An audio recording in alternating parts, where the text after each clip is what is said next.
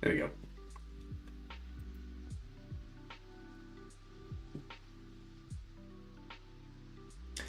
Hello and welcome to the Metroidvania Review official stream. I was going to say tier list stream, but I just cannot break out of my normal pattern of speaking. Hi, Nick. How's it going, everybody? So, since the last time, since the last time we were here, I mentioned last week that The Messenger was one of my favorite games. One of the reasons for it was because of the writing.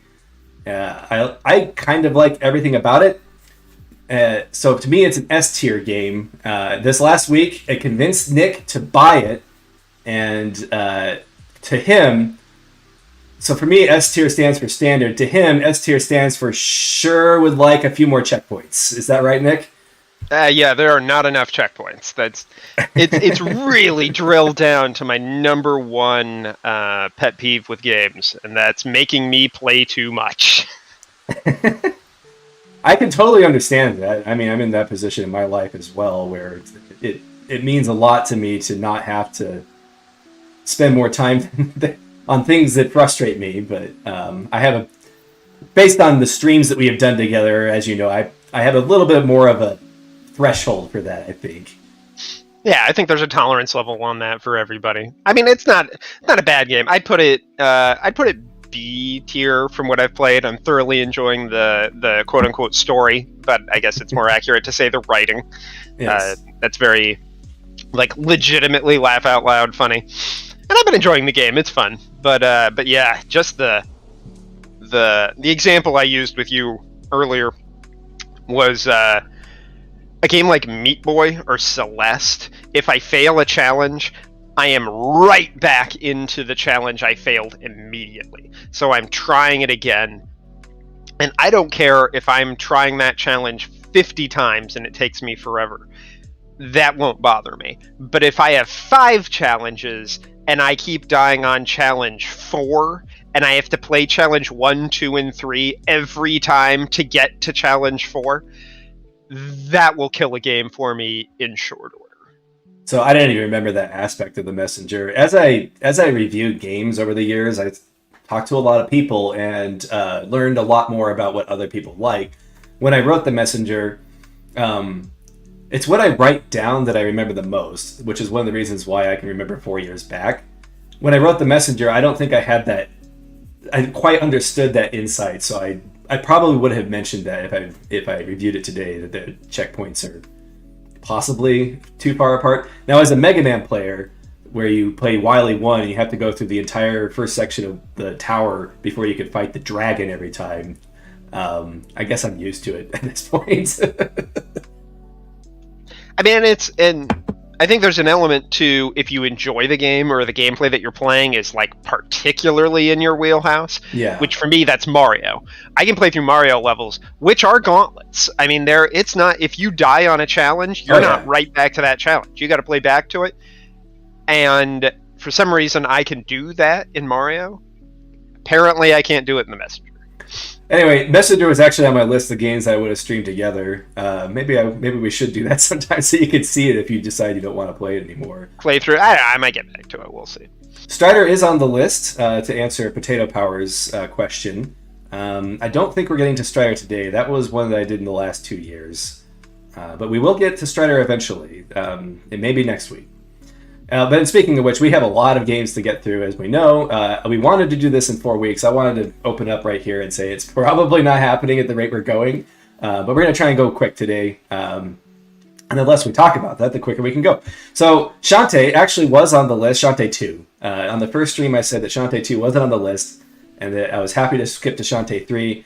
Shantae 2 is, I don't know, I'm still going to put that in D, just from what I remember of it.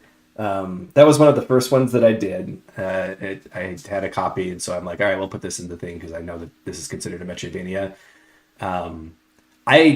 Some people like Shantae 2 more. I don't like the dancing transformations. I think they're slow. The gameplay is about the same as Pirate's Curse, just a little worse.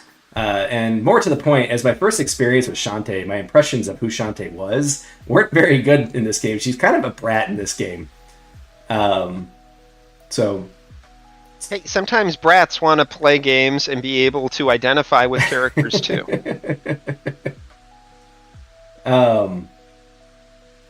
Yes, I agree, Denzi, that AM2R is one of my favorites. So yeah, the Nintendo Life gave it a 10 out of 10. I give it a D. So take that for what it's worth. I opened this stream talking about Nick's differing opinion on the Messenger. That's why I always encourage you to consume a lot of opinions before making decisions about your purchases, and listen to the reasons that people give. I think that's important. Next game on the list is Furwind. This is an interesting one. I asked the developer if this was a Metroidvania, and they said, yeah, I think it's a Metroidvania. Let's see if it even has a tag anymore. It doesn't. This is a linear platformer that has upgrades in some of the levels that you get, and it's fine. It's B-tier game. It's fine. That's all I'm going to say about it, since this is really, I think I put barely comparable even on the website for that one. If you like linear platforms, I recommend it. Looks nice. Yeah, it's interesting. Timespinner. We'll go on to that. Timespinner is a fun one. This has a bit of controversy behind it, just because of some of the subject matter. I might as well get that out of the way first. The developer for this game is homosexual and has written the story with that in mind. And to me, I appreciate that they are expressive of themselves. That's something I really appreciate in games. So that aspect of it isn't really bothersome to me. But you know how the internet is; it blew up. My opinion on Timespinner, though, is I kind of was bored of it. Because the level design is fairly straightforward. It's an Igavania style game, so if you like Castlevania, it has basically the same controls. It basically lifted the battle system from Order of Ecclesia. Those things are good. It did not create enough challenges to really push its systems, however. You have the ability to stop time. You barely use it. There's a couple of puzzles that you need to use it for, but it's not as major a factor as I would have expected from a game called Timespinner. And then you have 2 time periods that you travel back and forth between. And I know that there's a limitation that when you're creating assets, that if you want to make a whole bunch of changes because of all that time travel, that it would be very difficult to program all of it. So overall, like the content that's available in Timespinner left me unsatisfied. So for me, it's a C tier game. And on the subject of writing, while the subject of the writing in that game doesn't bother me, the writing itself is not fantastic in my opinion. I feel like it probably could use a few more edits, just like this stream. So I say that with a touch of hypocrisy. But you mean a few more edits? Doesn't that imply there are any edits at all? Or any of my videos or any of my reviews. So to me, it's a C tier game. Some people really like it, though. If you're a Castlevania fan, you may have a completely different opinion than I do. I actually like Chasm more because between the two, like really Igavania style games, because it's more challenge focused, and that's kind of where my mind is at. I either like a great story or I like a good challenge, and this one kind of falls in the middle for either. That's why I put it in the C tier. Bad Pat. This is a Super Meat Boy Metroidvania. So Nick is waiting to be able to see it. The worst part about this game is that it has a very variety focus to it. They have a shmup section. They have a section where you're basically playing Breakout for no reason, and you're right. It really wants to be Meat Boy. Yeah, there's a lot of places where you just aren't playing the game that you were playing originally anymore. But besides that, the physics are a little bit loose. But I think that this got that quantity over quality problem where it just has so much stuff and bombards you with it, and with all these one-hit deaths, and if you're not playing on hard mode, it's not one hit, but it's still just kind of brutally difficult. It gets very fatiguing after a while. How far back does it send you when you die? Is it a per room thing like Meat Boy, or is it checkpoints? You run past checkpoints, so it's like I Want to Be the Guy, sort of, where you like run past a screen or something, and you'll just spawn back at that screen. So I would say that there are definitely sections of this game that would drive you nuts, Nick, as far as that is concerned. Yeah, that would not sit well. Although I did see buzzsaws, so yeah, at least we know it is a Metroidvania. You can see in some of this footage they have like the minecart section, and they have the submarine shmup section, and things like that. And I think it's very ambitious, this game. The thing I like the most about it is it has some fun music. When you push the start button, it's like Castle Map shows you where the things are every single time. That's charming to me. Wait, does it actually say those words? It says those words, and it has like heavy metal music and stuff. That's hilarious. And the story's dumb, but it's my kind of dumb. And I like that aspect of it. So I recommend it. I don't hate this game. It brutalized me. It was very difficult for me, but to me it falls into that D tier where it's like that passable. It has things about it that I totally recommend, but take it all with a grain of salt. It's on sale right now for only $3, so if you wanted to give it a shot yourself and form your own opinion, that's something you can do. Visual Out is this is a weird one. I would say that this is probably on, if I were to put my top 10 weirdest games that I played for the Metroidvania review, Visual Out would be on that top 10 list. Everything about this game is strange. It's got weird graphics and everything you do is like glitching your body into different shapes to interact with objects on the screen. Very abstract, and that's my favorite part about it. There's nothing like Visual Out. Is it a good game? I don't know. It's fine. If you want a different experience that has kind of Metroidvania-ish aspects to it, I recommend this game. It reminds me of a demo that you played on one of the demo weeks. Oh gosh, what was it called? It had a very like 1980s cyber like world feel to it. I don't remember, to be honest. I thought I would remember all of those demos, but what was that called? Something Boy with Narita Boy. Oh, Narita Boy. Yeah, it's actually, well, except Narita Boy actually had a structure to it. This one really kind of doesn't. I still don't know what I was doing in this game. Yeah, just kind of. It's like if you were a new life form inside a computer is the best way I could describe it. That sounds kind of fun. Yeah, I give it a C. It's interesting. But, like, I don't know. I haven't played Narita Boy, but I think the style would probably, and it probably has a story that would push it up higher for me. This one is actually Metroidvania, though. Narita Boy seemed like it was more linear, so I would not necessarily compare those two. Like that right here, he's like grabbing this thing to reprogram the walls. It's interesting. For something different, I recommend it. Do the Bunny Girl game next. I don't know. Gosh, I should have memorized. If they're on, I know who it is. But somebody was wanting to see what my opinion was on Rabi-Ribi, and it's on the queue. So it's going to be the fourth game after this. So I want to make sure they're on the stream, I guess is what I'm trying to say. Escape from Tethys. This is another one that I recommend. This one is just kind of a pure Metroidvania experience. What my favorite thing about this game is you get really powerful by the end, and that's fun. You start out relatively weak. The controls are tight. I don't know. Caldroth is on the chat here. We did this for the Game Club month for the Metroidvania podcast. How is this not Environmental Station Alpha? It's really not. The map was good. Some of the secrets are a bit obtuse that happens, and not in. I like obtuse, but this one's like go into the room, do a thing. I don't know. I don't know how to describe it. It's without going back into my notes and seeing what I wrote about it, but it's just loose enough on the technical side that I can't fully recommend it in the same way as I would like Environmental Station Alpha. But the world was fun to explore, as simple as the game was. Caldroth loved this game, so that's his opinion on it.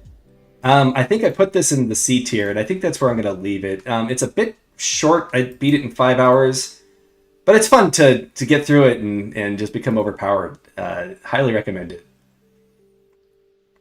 Yeah, there's some control issues is really the main reason why I put that in the C tier. However, you can get this game for 50 cents right now. That's a bargain. So you can't get anything for 50 cents. That's the general recommendation about this game is I'm like, it's not top tier, but it's fun. It's good. It's a good 50 cents. Just like Dungeon Zoltan, really, except you get like 10 times the time out of Escape from Tethys for the same price. So there you go. All right, here's one I can't really place legitimately because I have not finished the game after it has been patched. I liked this game before it was patched, though, and from what I've played so far of it, I have started it, and then I got distracted by Elden Ring, like so many other people. What game is that? This is Death's Gambit Afterlife. Oh, you're talking about what's Elden Ring, or what do you... No, you hadn't actually said the name of the game yet. Yes, that's true. It's on the stream, which I know is a lag for you. Death's Gambit Afterlife is a game that I was one of the few people who actually enjoyed it when it came out. A lot of people were very disappointed because it had one of those Kickstarter campaigns where they overpromised and underdelivered. And the story was disjointed. There was a lot of issues when it first came out. Death's Gambit Afterlife improves at least the Metroidvania aspects of it. That's as far as I've gotten. I have not gotten far enough to see if the story has really fixed itself. That was one of my complaints about when it first came out, is that the story felt unfinished, but there was a lot of potential there. So it has the potential, possibly, to be an S-tier game. Right now, I almost don't even want to place it, but I do want to talk about it. I do recommend checking it out, even as it was before. Before I put it in the B tier, I'm just going to stick it in A tier, because as I mentioned before, the difference between these 3 tiers is really just my opinion on it. From what I played so far, it was on the edge of A tier originally, so it's possible this one could go up to S tier if it nails every other aspect of itself. Do you think there's a word besides afterlife that is used more frequently in video game titles? Is afterlife really used that often? Like it's like frequently, like as like a subtitle often. Yeah. Like or like after, I don't know, maybe I just play too much Isaac, where like every game has some sort of after title, subtitle on it now. Yeah, remix is probably the most common one. True. Or redo, or that type of thing. Also, welcome everyone I haven't said welcome to: Animator R. Calderoth, Christian, and Flux Limscat. Thank you for joining in the stream today. But yeah, this one has the potential to be an S-tier game. I just haven't finished it. I'm sorry I haven't yet. My review was from the original version. Give it a thumbs up, though, and that's all that Steam cares about. So the binary yes or no. The next one is A Robot Named Fight. Oh yeah, Game of the Year edition is the other common subtitle that they put on everything. Oh yeah. A Robot Named Fight is one of the best examples of a Metroidvania roguelite, because it actually feels Metroidvania when you do it. Now, the maps that it creates are always kind of circular, so there is a pattern to the exploration every time you do it, but getting through the actual levels does require you to get abilities that allow you to go through gates, and it gets really creative with it. For instance, so every problem can be solved in at least 2 ways, and as the game has been updated, most of them are 3 or 4 different ways. And like for instance, the small gaps thing, I think originally it was you could either get the slide move like in Castlevania, or you could get a spider form, which is this game's analog to the ball form from Metroid. They have different doors. You could get a sub-weapon that costs energy to use to open like the fire door, or you could get a enhancement for your main gun that adds fire to it, that type of thing. So every time you play it, you get a little bit of a remix on that Metroidvania style. Controls, it's basically Super Metroid, like exactly. I don't remember if this game has a wall jump. It might, but it's basically exactly Super Metroid. is very stingy with the health pickups. So it is hard to stay alive, but once you get good at it, it's really fun. And another aspect to this that's really great is it has a multiplayer mode. And it's not one of those modes where like I didn't mention about the Timespinner. That also has multiplayer, and it's kind of pointless because they control the familiar. And this one, it's the same thing where you control a familiar, but if the familiar gets hit, it takes off of both of your health bars, so you both have to play well. So it's good multiplayer game. I mean, I would argue maybe that makes it a worse multiplayer game because you have to find somebody that's actually good at the game. Well, I don't know. The person I was playing the multiplayer games with would have preferred to actually contribute, and this one he felt like he was actually contributing. I can't remember. I think he said Guacamelee was his favorite of the co-op games that we did together, but he did like this one. There's some strategy to it too, because the little orb that floats around with you that the second player controls can fly, and so it can kind of strategically snipe things. And I don't know. There's a good interaction between the players on this one, whereas like in a game like, besides the platforming sections, in a game like Guacamelee, it's kind of mind-numbing unga bunga type gameplay, which there's a place for both of those. Something I think you would like about this, Nick, is that it has a post-apocalyptic robots have taken over the world type thing, and then suddenly these meat monsters start coming from outer space to attack the robots. So it's kind of a reversal of the robots take over the world trope. Armageddon, yeah, no, I like that. So Robot Name Fight, I don't know. I think I'm gonna put this in A+. I think I originally scored it as A, but it's gotten a lot of updates since I played it, and I have played it a little bit since then. It is the best example of a roguelite Metroidvania, I think, overall. The next one is Rabi-Ribi. And a lot of people have been waiting, well, a few people have been vocal in the comments about what my opinion is about this game. They're very excited to hear what I think about it. I'm just going to let the footage play for a little bit and let you judge it before I say anything. I think the hardest thing to get past on this game is the theming.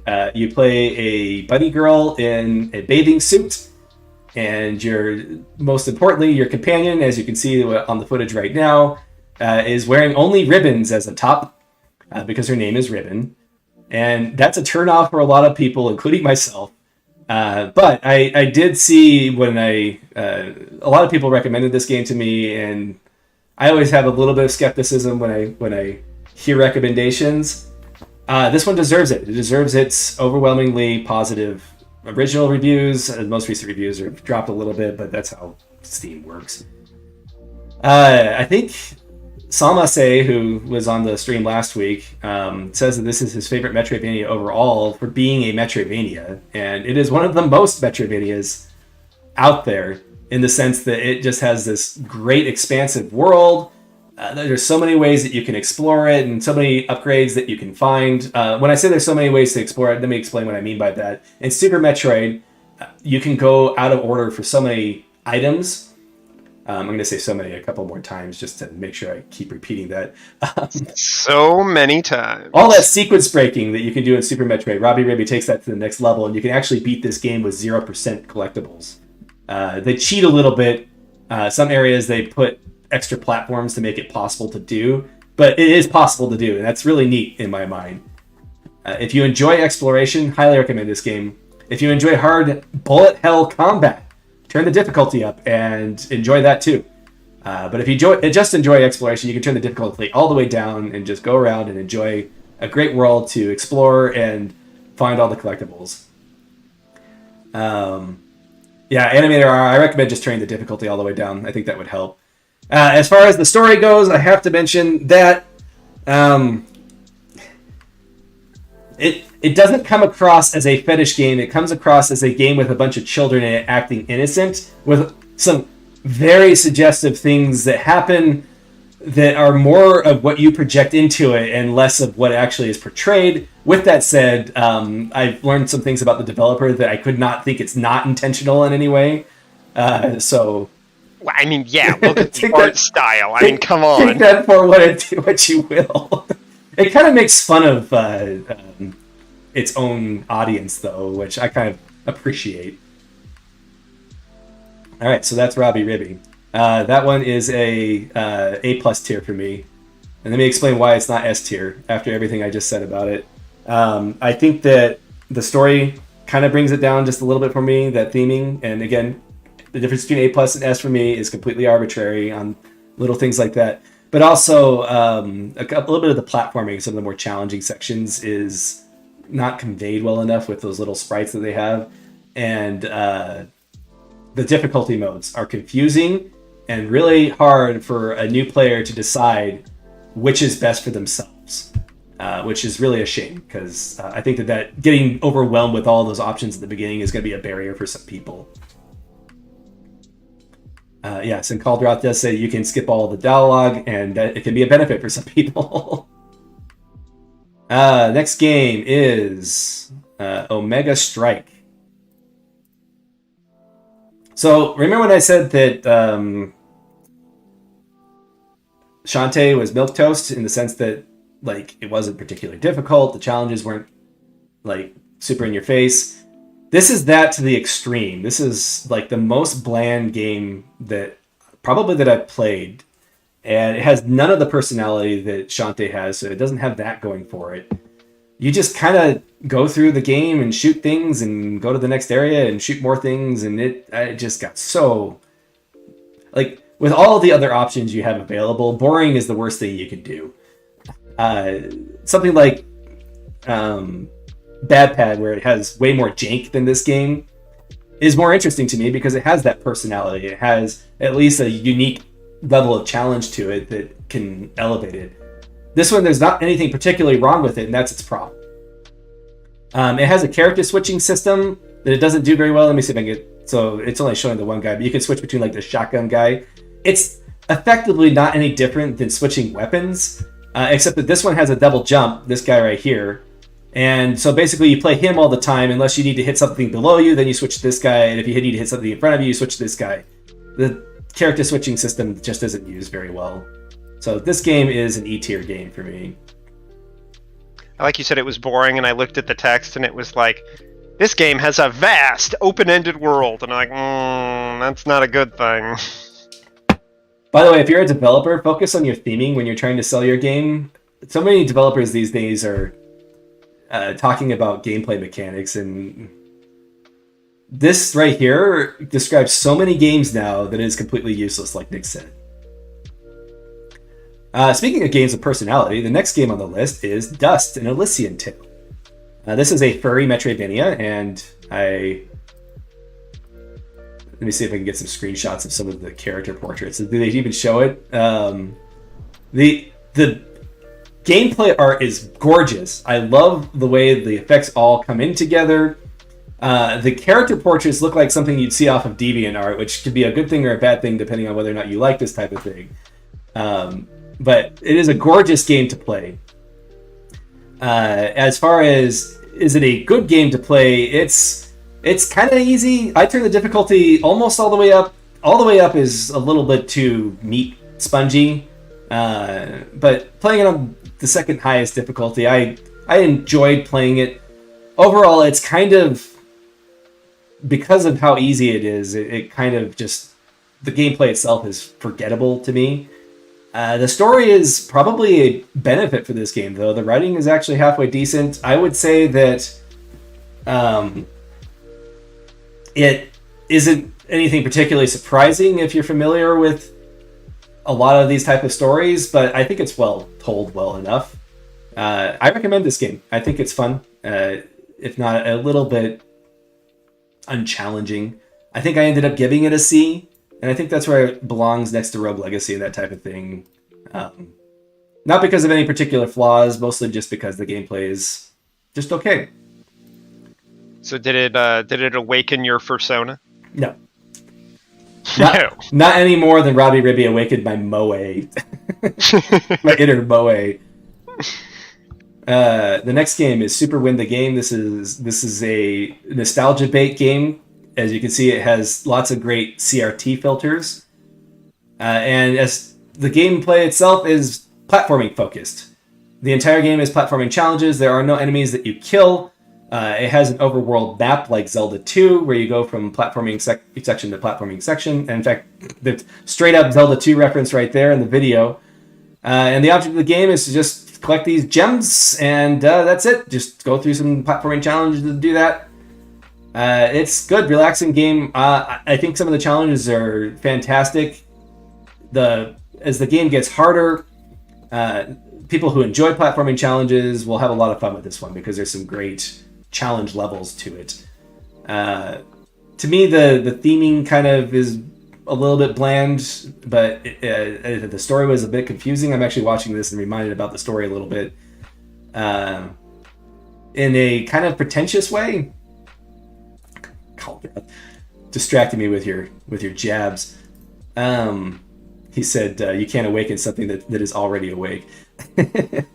Anyway, I think that also another aspect of this game is you just one-hit kills, but there's a lot of checkpoints. I think you might enjoy this one, Nick, but it's fine. I give it B. I think that the challenges are strong enough that it belongs up there with Shantae 3 and that type of thing. But it reminds me of what's it called? Be the guy, super be the guy, whatever. Yeah, I want to be the guy. I want to be the guy. It's not that kind of like trick you deaths, is it? Because I hate that. No, it really isn't. It doesn't have any of the Kaizo stuff that I want to be the guy has. So it's solid. You might enjoy uncovering the lore of the world. It has a little bit of that going on.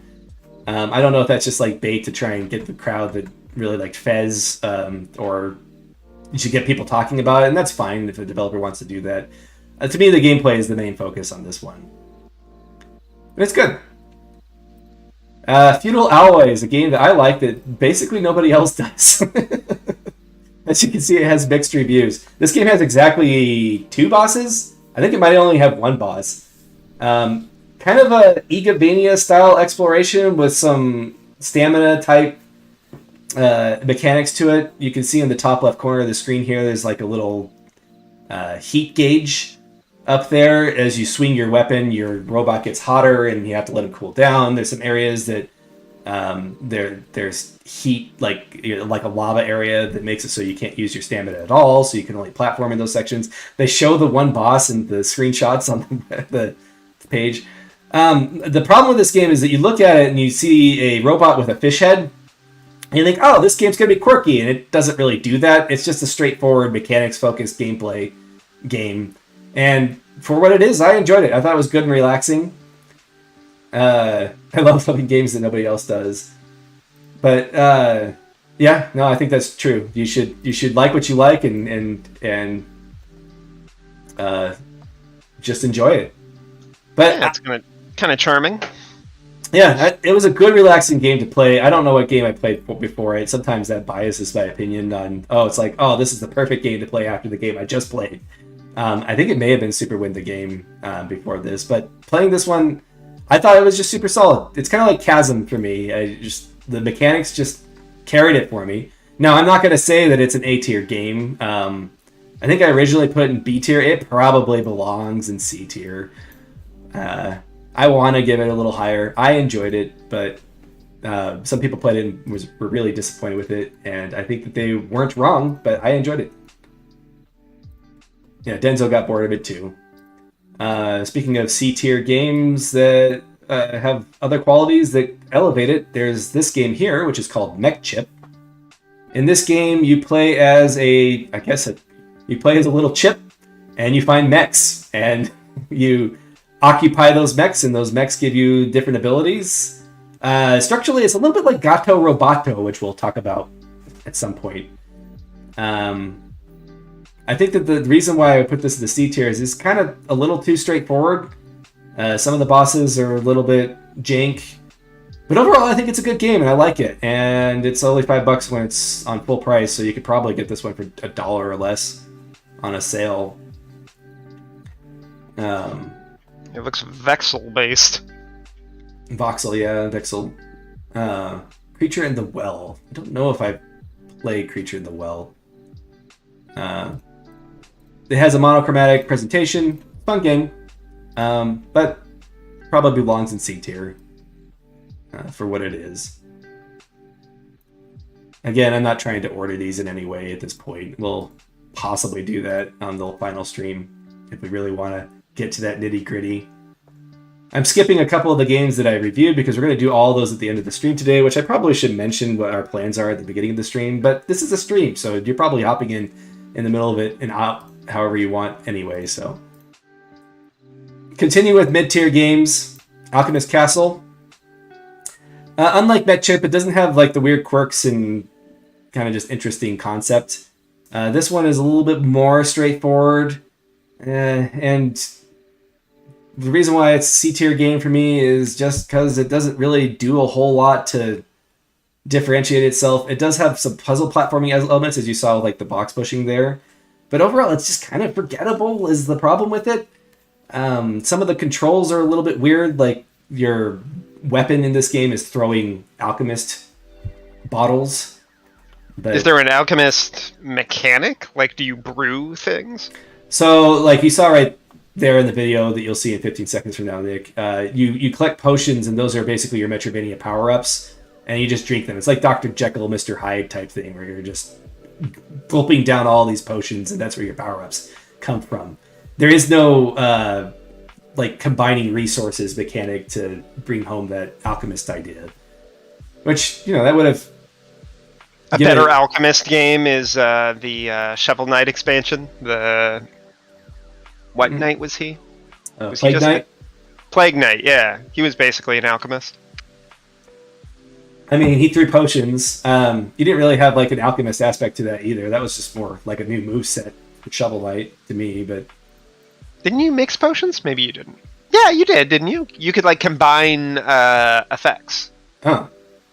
I don't remember that. It's been a while since I played that. I mean, I have played it. Wrong. I might be misremembering. I didn't review it though, so I don't remember details like that. So I remember really enjoying. I remember playing through the story of the original Shovel Knight and being like, "Wow, that story was not very there, but was really good. What was there?" And then I played Plague Knight, and I was like, "Wow, they're really good at telling pretty intriguing stories with very little information conveyed." Oh yeah, no, I think that Shovel Knight is masterclass at video game storytelling. Gosh, I played a lot of these really just middle tier games all in a row that year. Oliver's Adventures in the Fairyland is exactly the same as Alchemist Castle, where it's fine. It's an adventure in Fairyland.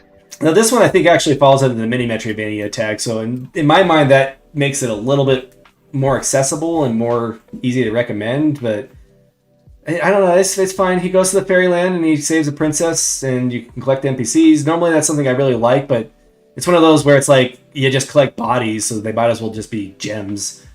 They're not really that interesting. So yeah, it's fine. We'll put that in the C tier with everything else. Hey, it's 78%, 72.8% water. It's been a while. Good to see you. All right, so here's one that's actually interesting. It's called Apoapsis. I don't know if I'm pronouncing that correctly. I think that's a chemistry term. Do you know what that means? Have you heard that before? It sounds familiar. Hold on, I'll look it up while you talk about it. All right, so the description of this game is 15-minute Metroidvania with a jetpack. It took me longer than that. It doesn't have a map. You're thrown into this world, and you just kind of have to find the upgrades and beat the game, and then you get like a portrait, which I think they show like a little glimpse of it right there at the end, and then that's it. That's the whole game. Apparently it's... They're charging $3 for this. So an apsis is the farthest from the center of attraction. It's some sort of science term. Yeah, I thought it might be. Anyway, what did I give this? Did I even recommend this one? No, I didn't. Okay. Just making sure that I didn't. Is that a torso there? E tier for this one. It's very straightforward. It's super jank, and it's only 15 minutes long. Took me half an hour. I may have played it twice just to make sure that I got a good grasp of it. I don't think it's worth $3. It might be worth it if it's 50 cents, but a mini. Somebody should make a mini. Yeah, the game's only like the game's 3 minutes long. I wish it was mini. many, because then I could recommend it even more. But it's just the gameplay is just not good enough, or it's super jank. I do like this one. I filmed it this Alma say, and we played this on the Metroidvania podcast as one of the mini Metroidvanias that we played that week. And I like this one a lot. Salma say did not like the art style or the music at all. I think it's charming well enough. As I mentioned, I'm not. Oh yeah. Apoapsis I would say is better than Cosmic Bounty because at least it's only 15 minutes long. I would not say it's necessarily the F tier because at least it's playable. Anyway, Tiny Dangerous Dungeon, super solid, platforming focused, Metroidvania. Obviously, you get a knife, as you see here. Mini Metroidvania. I beat this in an hour and a half, and I think I played it twice. I played it again for the stream, so I think it only takes about 45 minutes to half an hour to 45 minutes to play this. But of the mini Metroidvanias I played, I like this one. I give this one an A. I put this up with Spooky Ghost and SJ19 as a platforming focused Metroidvania to give a shot. Good bite-sized Metroidvania. Has a boss at the end, some good secrets to seek out if you play it again. I think I found them when I streamed it. When I played it the first time, I didn't get them all, but highly recommend it. I'm starting to suspect you have a special affinity for Game Boy style games. I don't know. I grew up with the Game Boy. My first Metroidvania was Metroid 2, if you call it a Metroidvania, so maybe. You might be right. Alright, let's do the Wonder... Is that a chain chomp? Yeah, it might have been. There's always references to other games in these things. Alright, please continue. We're going to talk about the Wonder Boy series. Wonder Boy is the underdog of the Metroidvania style. A lot of people are upset that Metroid and Castlevania get the spotlight all the time when Wonder Boy is sitting right there. Wonder Boy is kind of a different kind of RPG than Castlevania. I would say that they're a series of RPG-style Metroidvanias, but it's different. They're like Castlevania gets a little linear, but this one's like super linear. Like most of these levels are straightforward shots. Boy, they don't really have a lot of screenshots on this. This is the Genesis Collection version for Steam. And this one came out on the Sega Genesis originally. I should mention that. I wanted to start with this one because this is the one I actually like the least. It is super straightforward. Every level kind of plays out like a Mega Man level. You can backtrack to other areas and find secrets. A lot of the secrets are you push up here and there's a secret door there, and that type of thing is not, unless there's some kind of telegraph, it's not my favorite. But it's solid. The reason why I put this game where I put it though is that I don't know if it was the American version. I've heard that the Japanese version's a little bit better about it. But I think it's one of those games that they made harder to make it so you couldn't rent it. I don't have any research to back that up, though. I did not research this before talking about it on the stream. I put it in the D tier, though, because like the final boss is basically you grind until you have enough potions, because it just has a lot of cheap damage to it. And I don't know. Have I established that I can say when a boss is cheap? Have I done that, Nick? Do you think? I think so. It's come up before. Now, some people who grew up with this game will probably disagree with me, and everybody finds different things difficult. But in my opinion, it gets a little bit too crazy at the end, where just the grinding aspect was not good for me. And as KJ mentions, one of the Wonder Boy games is available on Epic right now, and that one I like a lot more. That is Wonder Boy in. Let me just go ahead and just. That is Wonder Boy: The Dragon's Trap. That is free on Epic this week. So I wanted to make sure I talked about it this week. Go get that if you use Epic Games at all, or are willing to do that. This is a straight remake of Wonder Boy 3: A Dragon's Trap. I think it came out on the TurboGrafx 16, some other platforms. I think that's what it came out on. Did you try getting good? I did try getting good. I am stubborn when it comes to grinding, so I will fight a boss for 2 hours trying to get good at them before I'll go and level up. And I went and leveled up. That says something about that game. Dragon's Trap is like Wonder Boy in Monster World, except it has the gimmick where you transform into monsters, and that makes every level kind of different because you have kind of a different play style to play. As far as being a remake, this is, in my opinion, the perfect example of how to remake a game and still stay true to the original, because all it does is paint over the original. In fact, you can hit a button and it flips it back to the original anytime you want. As far as I know, they copy the physics exactly. One of the problems with Wonder Boy in Monster World is that it was very difficult to know, like it was really easy to hit contact damage with enemies because you kind of slid when you landed, and getting used to that was hard. Wonder Boy and Dragon's Trap, however, fixes that problem that exists in this game by adding little animations that you're skidding and whatever, so it conveys a little better at what your character is going to do, and so it feels more intuitive to dodge things. So even though this is a straight remake of a game made back in the 90s that has all those issues that a game from that era might have, just the animations alone managed to resolve some of those, and it's really kind of an interesting study in how important animations can be. What did I end? One thing I'd like to point out that I found very upsetting is this game is called Wonder Boy, and the main character is Wonder Boy, but all of the characters he transforms into are like Lion Man and Bird Man. So, is he a boy or a man? Also, you can play a girl in that game too, so there's that. Is he a boy, a man, or a girl? What is he? What is he? I give this a B tier. It's got a lot of like retro issues, but I think it is a wonderful remake. You? Oh, I like that. You can load your 1989 save state. That's kind of amusing. Okay. Oh, yeah, with the codes or whatever. Yeah, the code save system. Yeah. The original didn't have save, so it had the code system. Yeah, I think it does actually work in this game.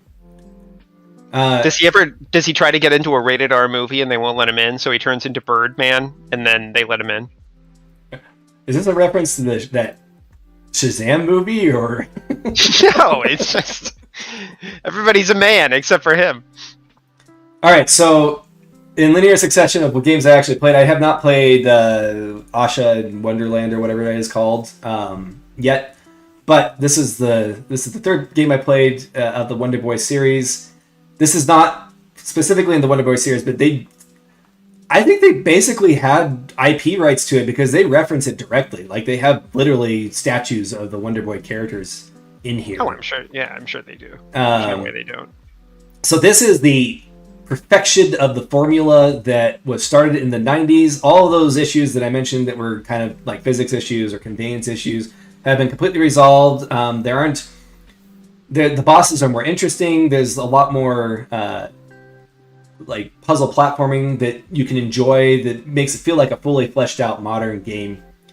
And as you can see, the graphics are just gorgeous as far as the animations are concerned. Highly recommend Wonder Boy in the Cursed Kingdom and the Cursed Kingdom. This is Monster Boy in the Cursed Kingdom. So this also solved the problem that you had, Nick, where it is now properly titled as Monster Boy. No, it's not property titled. If he's Monster Boy and he turns into Lizard Man, the problem's still there. Hey, Monster comes first, so obviously that takes precedent and priority, right? That's his, I guess. I don't know. All they did was they turned Wonder, which I guess turning into a Lizard Man would be wonderful, into Monster. He should be Monster Man and the Cursed Kingdom. So this isn't the reason why I'm not giving this game an S tier, but it 100% is. He won't tell you. We talked about this before the stream. This is the only reason this game isn't getting S tier. As someone who has a daughter, I kind of wish that this game kept the tradition that some of the older games had, where you could play as a girl, or at least I don't know if you could play as a girl in the original Wonder Boy 3, but in the new one you can. It'd be nice if you could play as a girl in this one. I don't even think you save a princess in this one, so there's, or obviously that doesn't even matter, but I don't know why you couldn't play as a girl in this game. Besides the need to animate female versions of all the monsters, I guess is probably the best reason, but I don't know. It would have been neat if they had that option. This one's an A+ tier. The only reason why I don't give it an S tier is Monster Boy, the formula is a little bit straightforward, and some people don't like that, and I kind of craved it to be a little bit more complex. That was complex enough for me, so A+. Animals reach adulthood sooner, yeah. Yeah, it's a good take. Okay. So I probably should have talked about this when I talked about Fail Rebirth on the first week. And just kind of go through all the Team Ladybug games at once, like I've been doing with all these other games. Hey, look, another subtitle. This one is Touhou Luna Nights. Does this one have a subtitle? No, it doesn't. Wait, what are we looking at? What are you looking at? Oh, no, you said Rebirth. Never mind. I thought you were talking about another game with Rebirth at the end, but you were No. Touhou Luna Nights. Fail Rebirth. Yeah. Oh, man, I played this. Yeah. Oh, okay. What did you think of it? I wish it was a little longer. Yeah. I actually thoroughly enjoyed it. I found the time mechanic very enjoyable and fun to use. I thought this game had a lot of really good ideas that, almost like a Mario game, it doesn't overuse. Yeah. This is one of the games that actually does the time mechanic really well. It is a core game mechanic and has everything to do with everything. It's a little bit overpowered, but that's Team Ladybug in a nutshell, and that's part of what makes them fun, in my opinion. And yeah, I do wish it was more Metroidvania. That's my biggest complaint about it. I gave this game an A+. The biggest problem with it is that it just needs to be more Metroidvania. But the gameplay is solid enough. I've never played a Touhou game before, so this was my introduction to the Touhou universe. And I actually really like the Touhou universe. It's for as irreverent as it is. It's fun. Yeah. And I mean, I played through some of the older Touhou games. I don't know how far they've gotten now, but I was playing them back when they were called, like, Riveting Starlight Scarlet, or weird stuff like that. Right. Yeah, I never actually played Touhou, even though they were all being passed around pirated across the internet. But yeah, this was solid. I like this one a lot. Highly recommend it. A+ tier. The game that came after this, which is Record of Lodoss War, Deedlit and Wonder Labyrinth, which was also my introduction to Lodoss War, even though I grew up with a lot of other people watching it in the 90s. I never actually watched it myself. This one, it has the same problem as Touhou Luna Nights, except that it begs to be more Castlevania. Like, it gives you that... Deedlit looks like Alucard, and everybody saw that and thought, oh, we're going to get Castlevania out of this game. Then they played it and they were disappointed, and they got a Team Ladybug game that was even more straightforward than Touhou Luna Nights. And unlike Touhou Luna Nights, the gimmicks in this game are interesting. This does the Ikaruga thing, where you flip back and forth between wind and ice. I don't remember what the two elements were, but Deedlit has two different elements, and she's immune to the opposite element when she's immune to the element that she currently is, and so you can flip back and forth defensively and then change it for offensive reasons as well. I thought the combat was great. It has kind of an arcadey feel to it. It kind of reminded me of playing the old Dungeons and Dragons games that are available on Steam and all the other platforms now, Switch and etc. The Chronicles of Mystaria games. But the straightforwardness of the level design in this game hurt a lot more, and I think it's because the combat just wasn't as complex, and it doesn't have that time mechanic that Touhou has. It's kind of similar to Touhou, but I give this one a B just because I think that there's a lot more that could have been done with it, and it wasn't done. So. Yeah, but dang, is Team Ladybug good at making a good visually appealing game? Like, holy smokes! Yeah, no, we said the first stream that they just need somebody to dump a ton of money on them so they can just make whatever they want. 72.8% Water pointed out that I guess the most recent Touhou game is called Unconnected Marketeers, which, yeah, that sounds about right. Like, they just word salad their titles. I you know what, I'm actually more interested in Touhou after playing Touhou Luna Nights. I think that it is a good universe. And not too crass with its moe thing either, is another thing to mention about it. True, yeah. It doesn't get too overt. Yep. Next game on the list is Weebish Mines. This is made by the same person who made another game that we're going to talk about later today. But I wanted to talk about it right now just because it's where we are in the order. and also it doesn't really have anything to do with the game we're going to talk about later. This one's so it's a callback to some games that I probably didn't play, and like this really reminds me of playing an old Apple IIe game. Like there's the map that just showed it, which is great. I actually think I may have used this when I was playing this game as a reference. Sometimes when I'm having difficulty with games that just came out and nobody has guides about it, if I get stuck, sometimes I'll go and look at like the achievements or look at the screenshots and see if there's something that'll give me a hint that'll get me going again. And in this one, I think I actually did pause on the screen. It's like, okay, where haven't I been yet? So DXF, if you're watching this, you put a cheat in your trailer, and I don't know if you knew that. No, what it reminds me of is what's that game that just came out? Tunic, where in game you find pages from the like instruction manual for the game, as funny. if it was an old NES game. Somebody should make a game where you do something similar, where in game you can load up the game's Steam page and look for secrets on the Steam page. That is actually so. What do they call that? Augmented reality. There's a few games that do that. I haven't played any Metroidvanias that do that, but that is always fun when that happens. So Weebish Mines, you choose from 4 different characters, and you go into the Weebish Mines, and I can't remember exactly what you're trying to do. Let's see. Oh, so all their pets are lost inside the mines beneath their house, and you have to go collect them all. So it's very open-ended. The 4 different characters each have different stats, and it's kind of resource-based. Like, for instance, these ladders, you get ladders, and then they sit there permanently in the world map. So it's kind of like if you took Minecraft, sort of, and you kind of had to build to break through walls, and I don't know. It's really unique. I don't know if it's very Metroidvania, but it's one of those like full of jank games that I don't know if I necessarily recommend for the gameplay. That I do recommend for how unique it is. So it's C tier because of the jank and not because of being bland or whatever.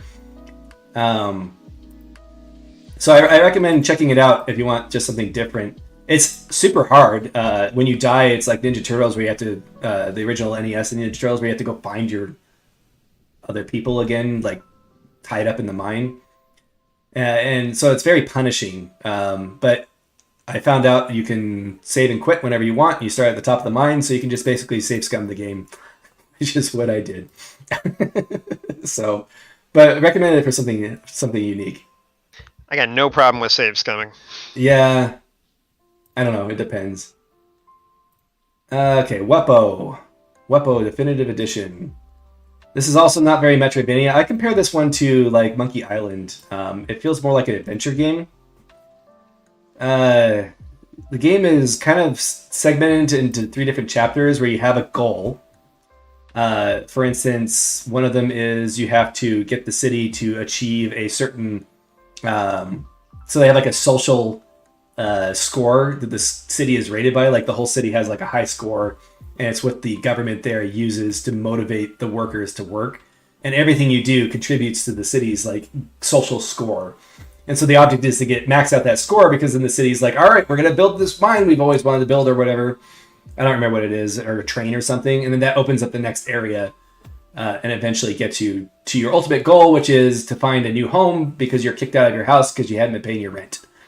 Very quirky game. The charm of this game is that it is straight up satire. As I mentioned with the social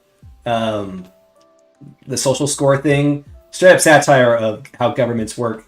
First area is a satire of consumerism, and I think what's most interesting about this game is in each chapter, your achieving your goal is different, or is also open-ended. There's many ways you can do it. Like when you're trying to raise the city score, you can do many things to do that. So you have a lot of choices in that respect. You do get sort of Metroidvania style upgrades, which is why it has the Metroidvania tag. But to me, it feels more like an adventure game with a satire story focus, and I highly recommend it for that purpose. And to me, this is an A tier game. Reminds me of that what's it called? Onion Boy Commits Tax Evasion.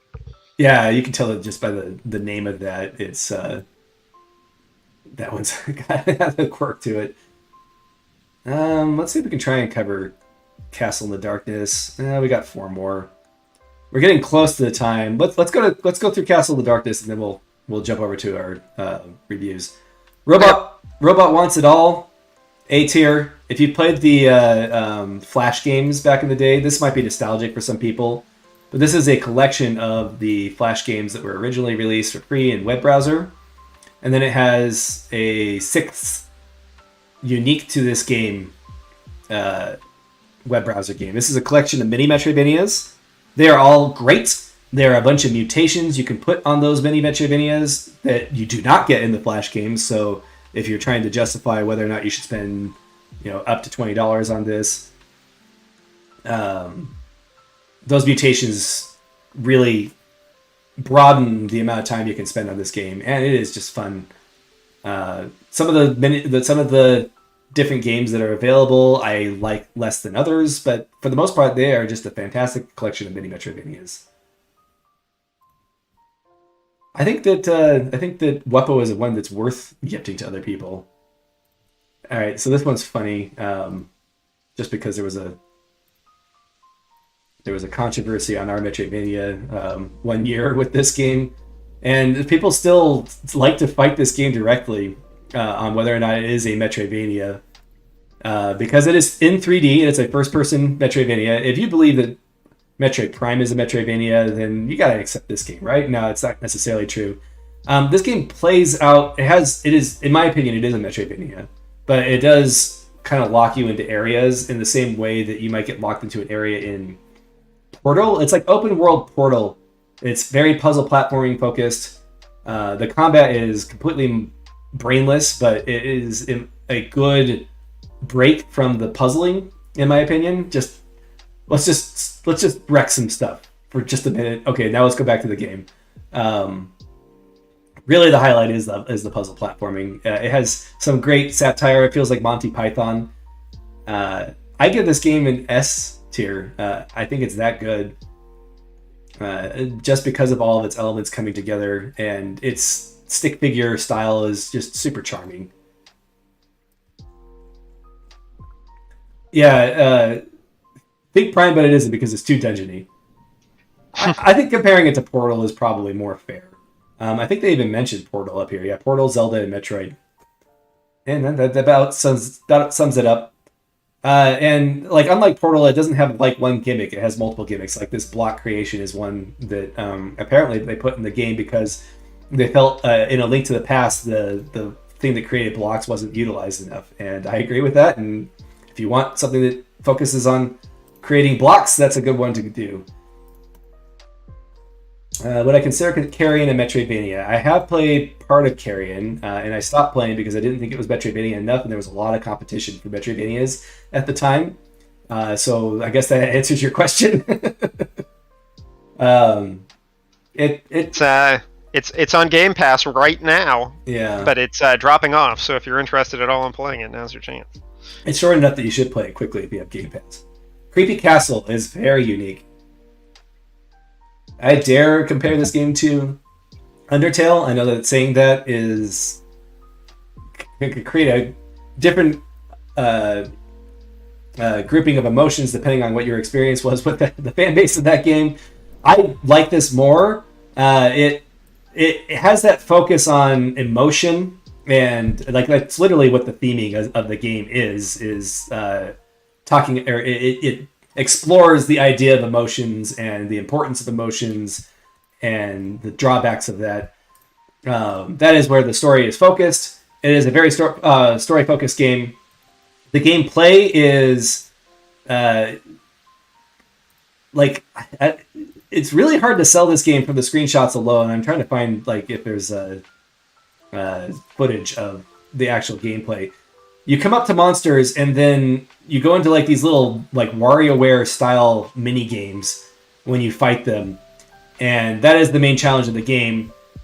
You kind of are forced to take damage, so you fill your inventory up with food from exploration and use that to heal yourself as you're fighting to keep yourself alive. I think the gameplay is great. I think it's fun.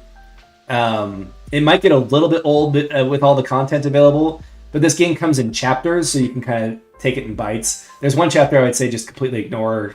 It is completely focused on the gameplay without any real story focus. Unless you really like the gameplay, I think it's just adds more length to something that kind of wears thin even by just playing the other chapters. But definitely recommend this one for the story. As far as Metroidvania goes, it's got upgrades that let you pass through things, but because it's broken up the chapters, you may not think it's really all that Metroidvania, but it still comes highly recommended from me. Cool. I think we need to shift gears to our closeout. We gotta do Castle of Darkness first. We're doing Castle in the Darkness first. Because the reason why we're doing Castle of Darkness first is because we're going to talk about Astalon Tears of the Earth, and this was made by one of the same people. Fair enough. Castle of Darkness was made by Mech Chip. And if you want a Metroidvania version of I Wanted to Be the Guy, this is it. What I think is funny about this game is that you get all of these upgrades to your health, but spikes still kill you instantly. So basically, none of the platforming sections are going to be improved by your Metroidvania exploration. And that is a criticism. Probably the thing that brings it down the most for me. But I love its style. I love how creative it is. It's very reference focused. I think it'd be harder to find things in this game that are not references to other games. So if you have that 90s nostalgia, it really leans into that super heavily. But it's great. Matt Cap's very talented as a developer, and it only shows as he made more games. So there's a sequel to Castle in the Darkness coming out, and I super look forward to it. But I still stick this one in the B tier just because I think that instant death aspect of it, it was a little too punishing for me. If you can get the true ending in this game, I applaud you. You are better than I am. All right, shifting focus. Let me just get the games I reviewed out of the way first, if that's okay, Nick. Yeah, go for it. All of these games here on this upper row I have put together, and I'm not going to pull up their store page, because if you want to know more about them, you can watch the review. In fact, I'm probably going to talk more about the process of reviewing them than I am about the game itself. Cathedral, I gave that one a 4.5 out of 5. It is a similar to Zelda 2 style Metroidvania platformer where you go to dungeons, you get items and from each of those dungeons, and you use them in the dungeon. Has that puzzle platforming element that Zelda later games had. This was the first game that I reviewed, and it was not my first choice. I was actually going to review Ori 2, but I decided that my goal with the Metroidvania review is not to stir up controversy, and my opinion on Ori 2 is a little bit controversial. Somebody commented on the first stream that's like, how could you possibly put Ori 2 below Ori 1? And I feel like I explained myself well enough on that one. But if you disagree, you can come and argue with me in one of the Discords that I'm in. But anyway, Cathedral, I love this game. Some people say that the final boss ruins the game for them. And I did mention this in my review, that some things just feel a little bit too long. Not necessarily bad, but it could have been edited down a little bit. And that's where the final dungeon falls under. But that final boss is one of my favorite final bosses in any game. So let's try and go through these quickly. I will talk about Alwa's Awakening. Let's just pull that up here. I wanted to talk about that with Alwa's Legacy because I reviewed Alwa's Legacy on as a full video review, but I have not reviewed Alwa's Awakening. Alwa's Awakening is very similar to Alwa's Legacy. I think that Alwa's Legacy is better in every way. This game is just super... It feels like a slow motion Alwa's Legacy, playing it after playing Alwa's Legacy. But it has a lot of the same charms where you the focus is on these little spells that you have rather than just killing monsters and exploring. And I think it's great all the way up until the end where it just gets a little bit too brutal with the checkpoints, as Nick would love hearing about that. So implying I would not enjoy this game? No, but you would enjoy Alwa's Legacy, I think, if you enjoy puzzle platforming. I actually think you should try Alwa's Legacy. And that one's an A-tier game for me. It resolves all of the issues of Alwa's Legacy 1 while keeping a couple of the issues. Like, for instance, the story of this game is just a little bit trite, and that makes it less satisfying to get through it, in my opinion. Phoenotopia. Still one of my favorite games that I have discovered through the Metroidvania review. I still highly recommend it. I know that there are aspects of it that are not for everyone. You did play this one a little bit, Nick. Did you want to talk about that? I started it. I don't know why I burned out. I don't know. I'll get back to it. It was enjoyable. I don't think there was any specific reason that I walked away from it. I don't think you agreed with me completely, but it definitely gave me Legend of Zelda 2 vibes for some reason. Yeah, well, it has the overworld thing going on with it and side-scrolling puzzle focus. Well, here's the thing about Zelda 2 is it didn't really have puzzle-focused dungeons, so that's why it was definitely more just gameplay. Yeah, that's kind of why I stray away from comparing things to Zelda 2 all the time. It's like if Zelda 2 continued, like the style of Zelda 2 continued into the newer Zelda games with all the puzzles and stuff. But yeah, what was the other thing I was going to say about Phoenotopia? I lost it. Anyway, watch my review. I think that it's one of my favorites that I reviewed. I think if this was released 10 years ago, it would be up there with things like Cave Story as far as how beloved it is. Oh, the one flaw I would say that Phoenotopia has, I think its depth mechanic can be improved. The fact that you lose everything since the last time you saved is kind of brutal, but Castlevania does it. The difference is that this one actually gets challenging, unlike Castlevania in the later stages. Batbarian is an A+ game. This is the main focus of this game is action multitasking. You have to basically control where your bat is and where your main character is at all times, and that can be mind-blowing. So I do recommend playing this one with the slow motion feature from the assist menu on. Other than that, I think I was very well complimented by the developer when I originally released my video review. He said it was his favorite of the video reviews because of the coverage that it had. So take that for what it's worth. I don't mean to brag, but and also check out other people's reviews of it, as I always recommend. But I highly recommend Batbarian. MindSeize. I talked about with Legends of the Universe that I have a bias towards Mega Man style games, but I still haven't found a Mega Man style Metroidvania game that I really liked. MindSeize is the closest to that.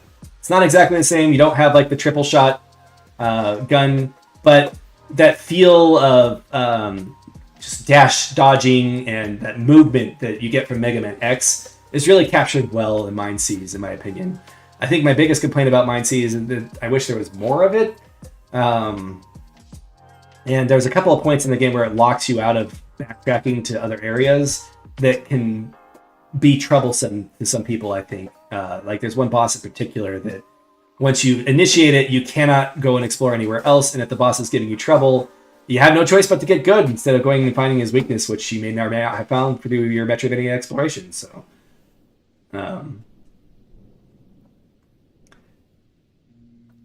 everybody's talking about Ori 2 in the comments since I brought up Ori 2. See?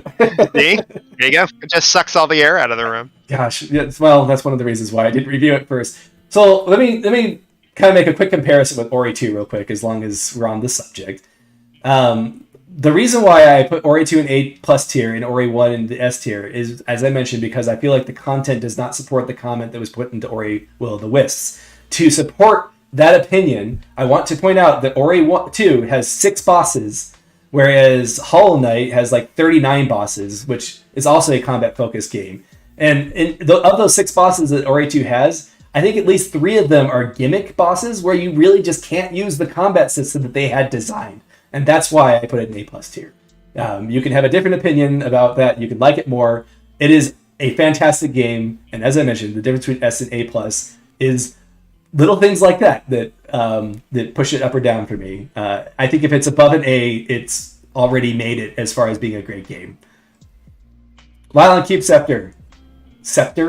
Lyle's Cube Scepter is a special tool you get in Legend of Zelda: A Link to the Past, but Lyle in Cube Sector is a very unique Metroidvania. It was a freeware Metroidvania that came out around the same time as Cave Story, but did not endure like Cave Story did. But it does endure in some people's minds pretty fondly. I don't think I said anything. I don't think I missed anything that I would say about it in my video review. It's just really unique. The concept of picking up blocks and throwing them is just something else. And if you want to get that feeling of learning to play games again, I think that trying this is a good one to play. The only OP Metroidvania. Oh yeah, I still have so many Metroidvanias to play. Ender Lilies, A+. A lot of people thought this was milquetoast. That's fine. I can see why. The thing that really makes this game from a gameplay perspective is I really like its gosh, why can't I think of the word? You have a certain number of shots for your what do you call that, Nick? There's a word that I use. Anyway. I actually just watched your Ender Lilies review oh really 4 days ago. You watched it when it came out too, because you mentioned you liked the edit that I did at the end of it. But oh yeah, no. It's sometimes I go back to if I'm thinking about playing a game, I'll go back and rewatch reviews that I've already seen to really consider playing through the game again. And then I ended up going with The Messenger. This one's my most popular review out of all the ones that I did. Using the different items. Gosh, why can't I think of it? Where you have consumables. That's the word. Consumables. Oh, yeah.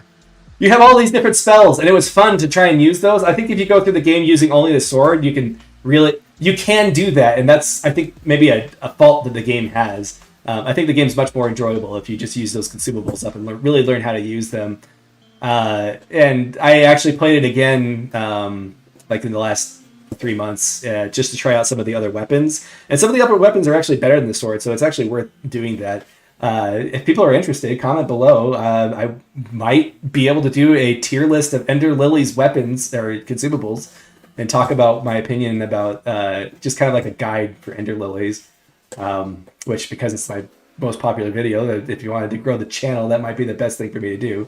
Although that hasn't really been a focus for me. I've been trying to focus on things I feel like need exposure. But the thing that really makes Ender Lilies an A+ tier game for me, though, is that I really like the metaphor of its story. I could analyze that as well. I think that it really hit home for me. And that's going to be different for every person, so there's definitely going to be a bias there. And let's see. Astalon Tears of the Earth was made by the same person who made Castle in the Darkness, which is right here. He made it with one other person. I wish I had that person. It's already available to talk about, but it wasn't just Matt Cap that made this game. Gotta give the other person credit too. This is a 5 out of 5 S tier game for me. As far as just that single screen exploration goes, Astalon just nails it so hard. It is so fun to just unfold this entire game and find all the secrets and get 100%. I do have my gripes about it. I think that the secret ending probably should be more thematic, but you get it when you get 100%. It's worth getting 100% anyway, so that's fine. I just wish that they made it more tied to the theming somehow. And that could have just been one line that did that. These characters are very charming. The plight that the main character faces is also another aspect that just makes it S tier. It's just straight up S tier for me. I love Astalon Tears of the Earth. And then now we're back. Now we're into the games that we streamed together, Nick. And I'm going to let you talk about them first, if that's okay. Sure. I remember most of these games. I'm going to actually pull them up on the screen so we can look at these, since these ones technically don't have reviews except for Destroy Space Aliens.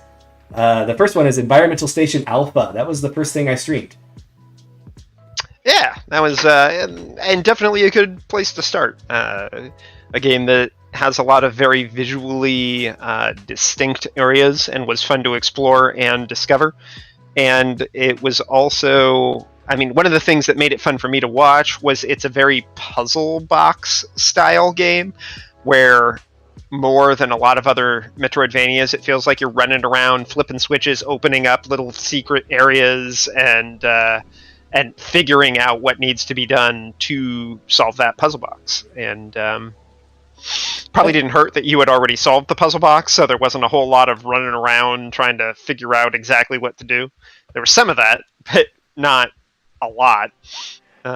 This would yeah, have been this would have been a very long one if I did this blind. oh yeah, we'd still be playing it. I'd say from a watch Darren play a game standpoint, I give it an A. An A tier. So I always, like, people ask, I played Hollow Knight, I want to play something like Hollow Knight, what should I play? There isn't anything like Hollow Knight yet. That's just the way it is. There isn't a game that combines all of those like platforming and combat elements, which we'll talk about when we get to Hollow Knight. But Environmental Station Alpha kind of gets the combat the closest, where the bosses really feel tightly designed. There's that dance between defense and offense, and your weapon is sharp and feels like it has impact. I recommend Environmental Station Alpha for that. Besides that, it has some great exploration, as Nick said. The puzzle box element to it makes it really good. This one's a 5 out of 5. I put this in, I originally didn't rate it as that, but every time I think about standards, and that's what S stands for me, is standard, I always come back to Environmental Station Alpha of a game that did what this other game should have done better. So that's Environmental Station Alpha in a nutshell. Yeah, it's a comparison game. Yes, it is great.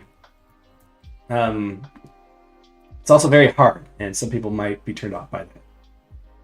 Let's see.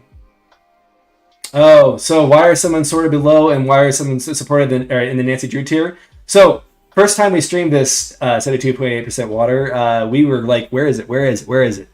And the Nancy Drew tier is a joke tier, because Nancy Drew is in here, and I'll explain that when we get to it.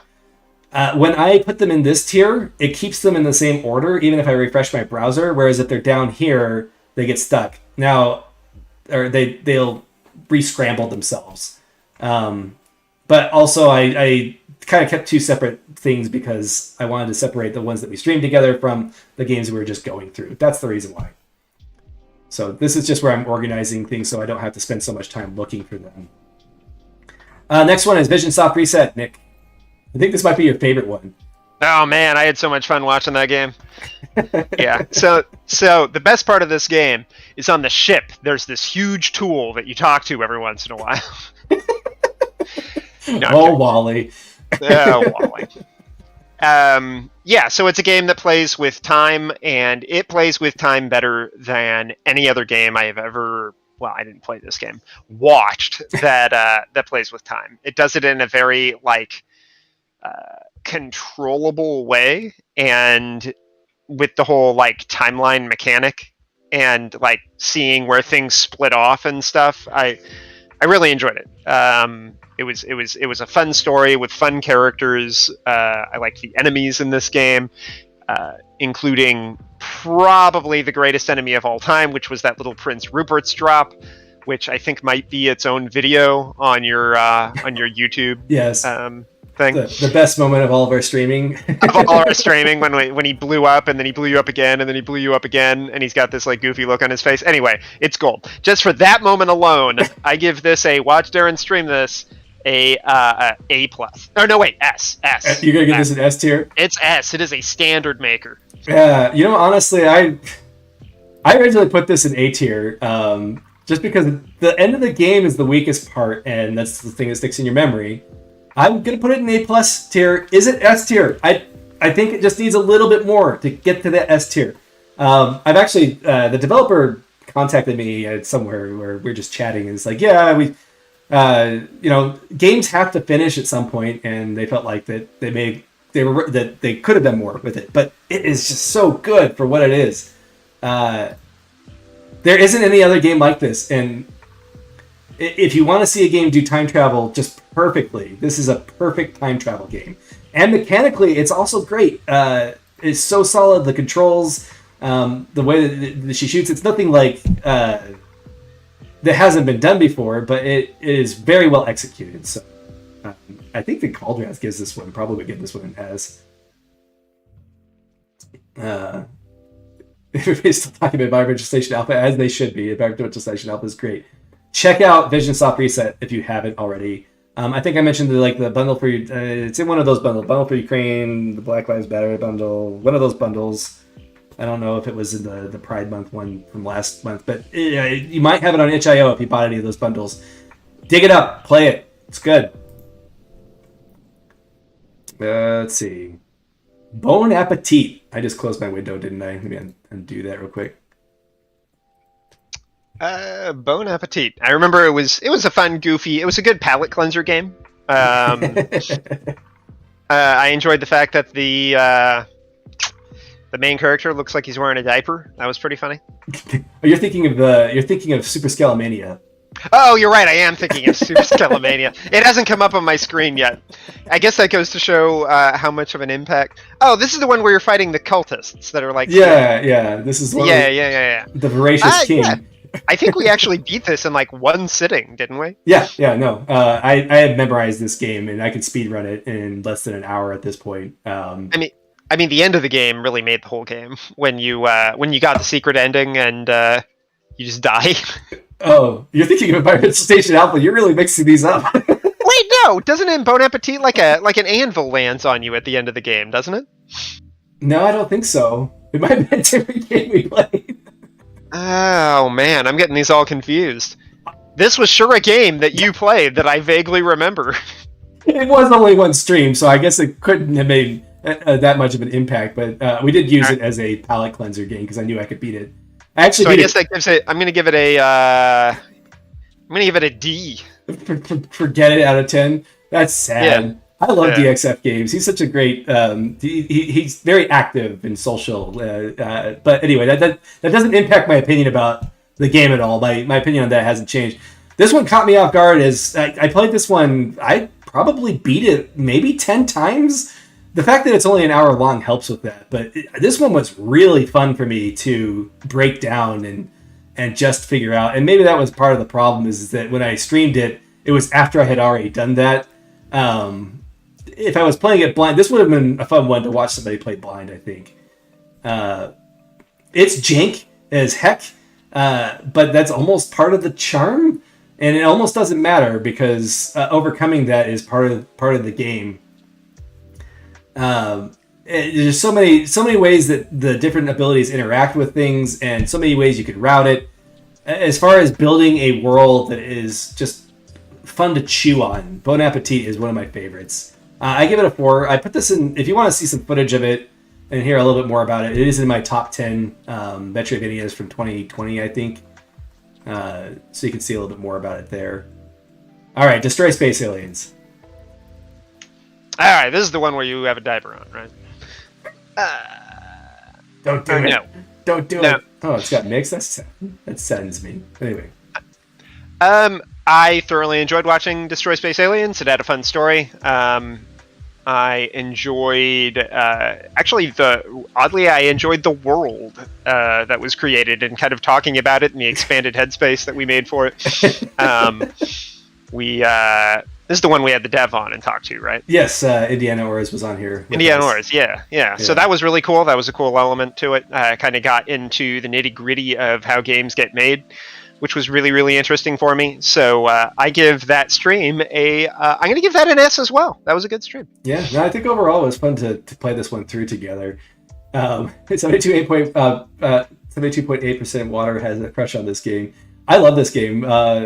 This is one of the greatest discoveries from the Metroidvania review, and I do have a video review on it. So if you want to hear more about it, it does have a little bit of a spoiler in the middle. But I feel like you kind of need to be spoiled in order to get through the worst part of this game is the start. And I will defend the start.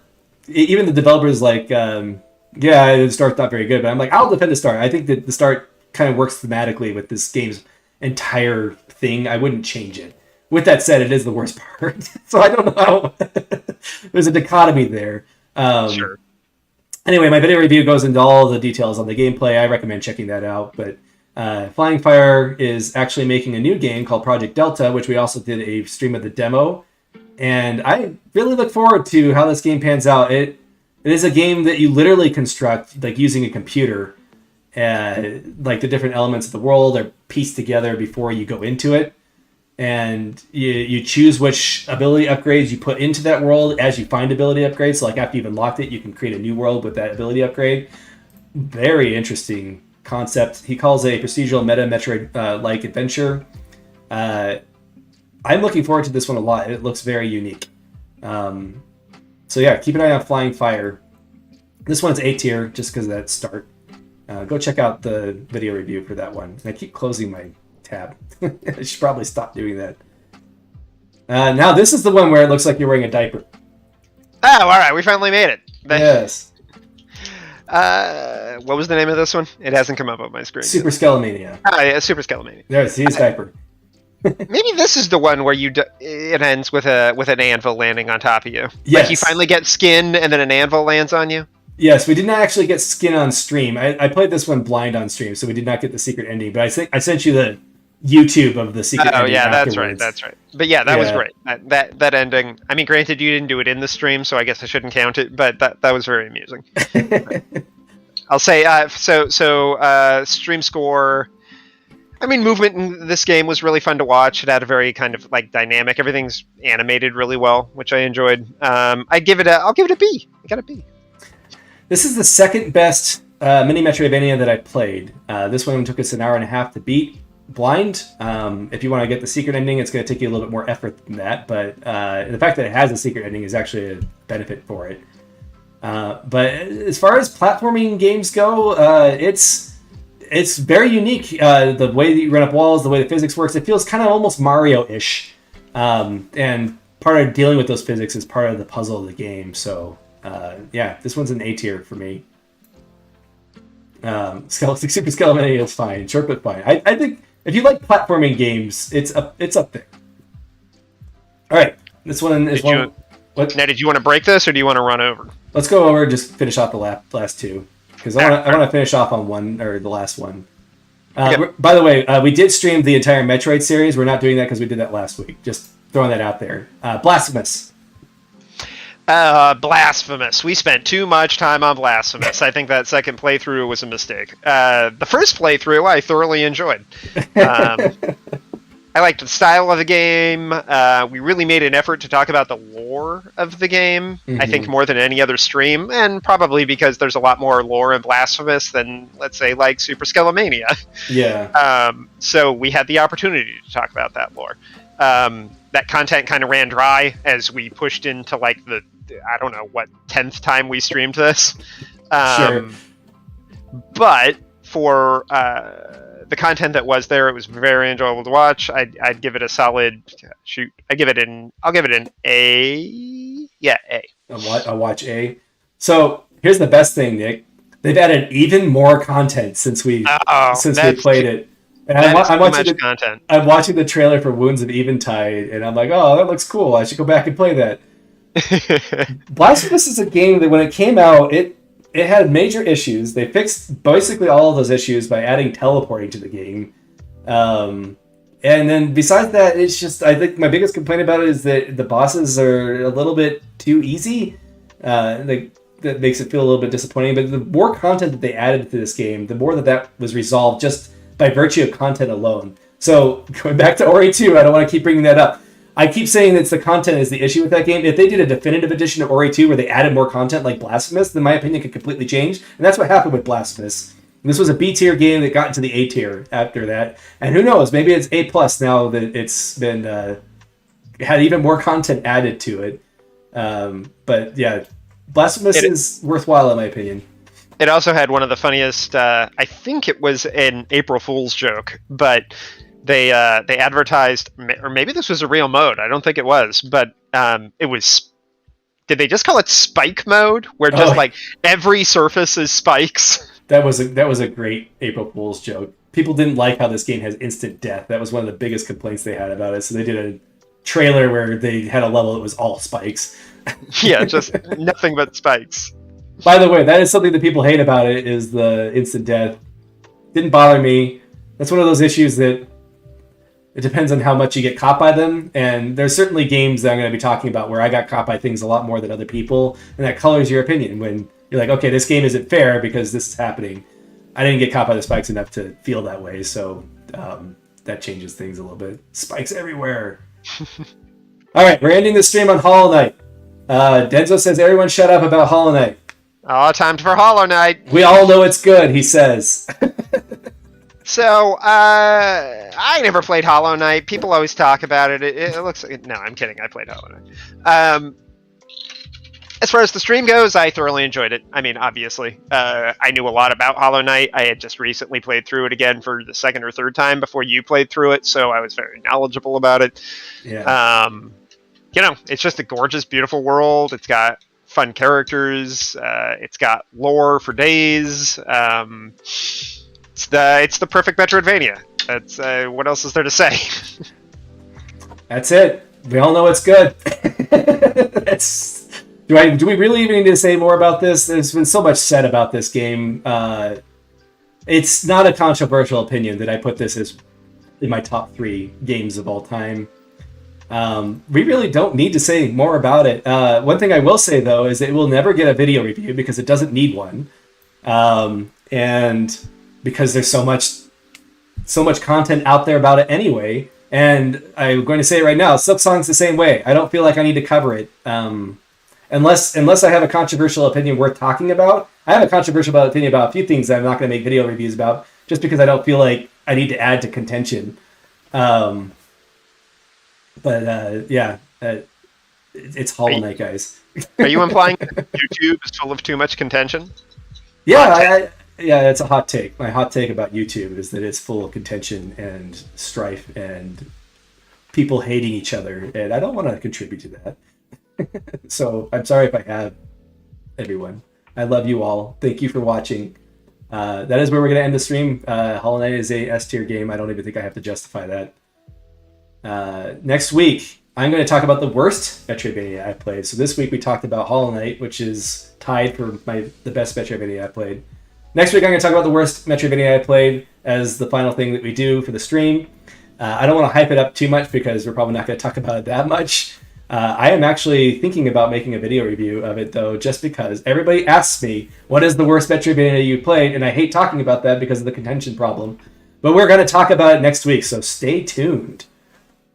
Thank you very much for watching, and we'll see you next week. Have an